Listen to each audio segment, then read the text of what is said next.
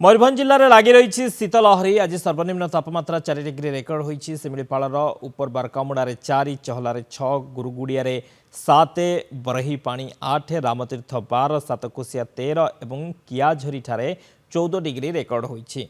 शीत प्रकोप रे जनजीवन अस्तव्यस्त होउछि। शीत सह कुहुडीर प्रकोप देखा मिली। सकाळ और संध्यारे शीत अनुभूत होउछि। लोक माने शीत दाउरू रक्षा पाइबा पई निया पुई होतिबार मध्य देखा मिली। मयूरभंजर ये हूँ तापमात्रा उपर बारकुमुड़ा 4 डिग्री, शिमिलीपाल उपर बारकुमुड़ा 4 डिग्री। शीतर प्रकोप रे जनजीवन अस्तव्यस्त होइछि। मयूरभंज जिले में लगी रही शीतर लहरी आज सर्वनिम्न तापमात्रा 4 डिग्री रेकर्ड होइछि। उपर बारकामुड़ा 4, चहलार 6, गुरुगुड़िया 7, बेरहीपाणी 8, रामतीर्थ 12, सातकोशिया 13 और कियाझरी 14 डिग्री रेकर्ड होइछि तापमात्रा। शीत प्रकोप रे जनजीवन अस्तव्यस्त होउछि। शीत सह कुहुडीर प्रकोप देखा मिली। सकाळ और संध्यारे शीत अनुभूत होउछि। लोक माने शीत दाउरू रक्षा पाइबा पई निया पुई होतिबार देखा मिली।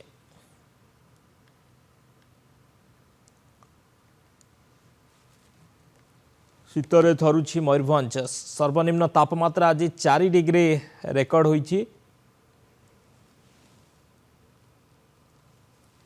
शिमिलीपाल उपर बारकामुड़ा सर्वनिम्न तापमात्रा आज रेकर्ड होइछि 4 डिग्री, चहलार 6, Gudgudia 7 degree, Ramatirtha 12, Satkosia 13 degree, Kiajhari 4 degree तापमात्रा रेकर्ड होइछि। तबे शीतरू रक्षा पाइबा पई लोक माने निया पुई होतिबा देखा मिली।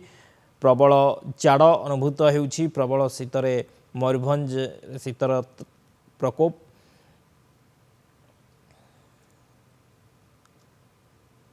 तापमात्रा कमुछि, शीत बढ़ुछि। मयूरभंज रे सर्वनिम्न तापमात्रा आज 4 डिग्री रेकर्ड होइछि।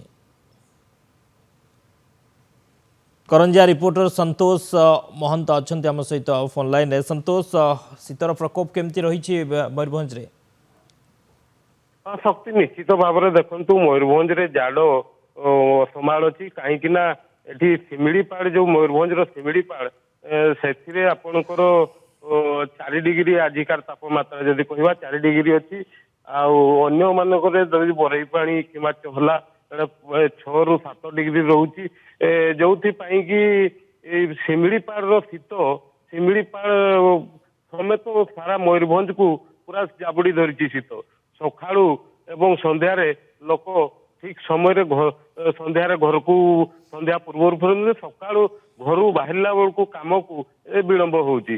माने शीत प्रबल अच्छी जो कि जनजीवन गोटे प्रकार अस्तव्यस्त होउचंती। शक्ति ओके, बहुत बहुत धन्यवाद समस्त सूचना संतोष।